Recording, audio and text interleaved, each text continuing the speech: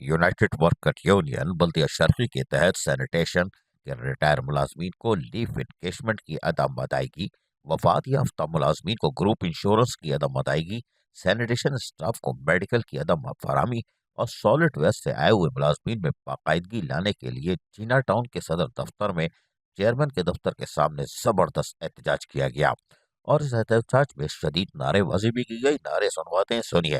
नहीं मानते जुल्म के ये ज़ाब्ते, हम नहीं मानते। जालिमो जवाब दो, मजदूर का हिसाब दो। जालिमो जवाब दो, मजदूर का हिसाब दो। जालिमो जवाब दो, मजदूर का हिसाब दो।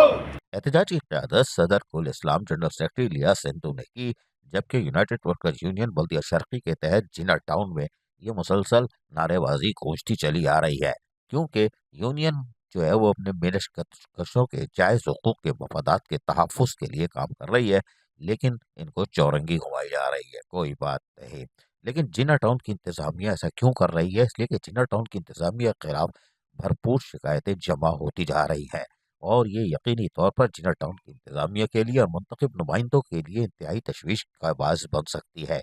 अजीज़ आरिफ, KBS बल्दियाती न्यूज़, कराची। ऐसी ही खूबसूरत वीडियोस फ्यूचर में हासिल करने के लिए रेड बटन पर क्लिक करके और बेल आइकॉन को प्रेस करके हम सबके सब्सक्राइबर बनना मत भूलिए।